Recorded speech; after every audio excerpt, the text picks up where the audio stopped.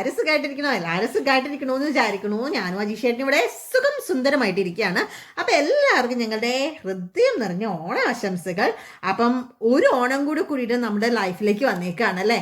അപ്പോൾ എല്ലാവരും ഓണസദ്യയൊക്കെ ഉണ്ടാക്കണതിൻ്റെ തിരക്കിലാണോ? ഓണസദ്യയൊക്കെ വയറ് നിറച്ച് കഴിക്കാനുള്ളൊരു എന്താ പറയുക, വല്ലാത്ത ജാതി ഒരു കൊതിയൊക്കെ ആയിരിക്കും അല്ലേ.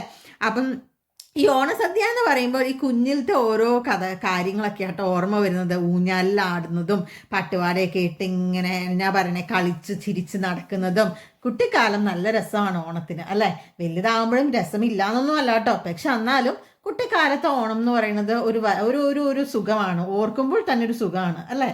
അപ്പം ഞങ്ങൾക്കും എന്താ പറയുക, ഈ കൊല്ലത്തെ ഒരു കുഞ്ഞു ഓണം ആഘോഷിക്കുകയാണ് ഞങ്ങളും. അപ്പം ഞങ്ങളുടെ പരിമിതിക്ക് ഉള്ളിൽ വെച്ചുകൊണ്ട് ഞങ്ങളൊരു കുഞ്ഞു ഓണസദ്യ ഞങ്ങളും തട്ടിക്കൂട്ടി. അപ്പം എല്ലാവരും ഓണസദ്യയൊക്കെ ഉണ്ടാക്കണതിൻ്റെ തിരക്കിലായിരിക്കും അല്ലേ.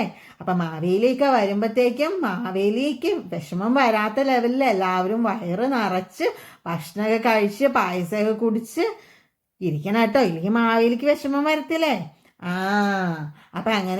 അപ്പം എന്താ പറയുക, നാട്ടിൽ ഉള്ളപ്പോഴുള്ള ഒരു ഓണം എന്ന് പറയുന്നത് അത് വേറെ ലെവലാണ്, ഇവിടെ ഉള്ളത് വേറൊരു ലെവലാണ്. അങ്ങനെയൊക്കെ തന്നെ. അപ്പം ഞങ്ങളുടെ കല്യാണം കഴിഞ്ഞിട്ട് ഇത് 3ാമത്തെ ഓണമാണ് കേട്ടോ. അപ്പം ഞങ്ങളുടെ കല്യാണം കഴിഞ്ഞ് കഴിഞ്ഞപ്പോൾ എന്താ പറയുക, കല്യാണം കഴിഞ്ഞ് കുറച്ച് ദിവസം കഴിഞ്ഞപ്പോഴായിരുന്നു ആദ്യത്തെ ഓണം വന്നത്.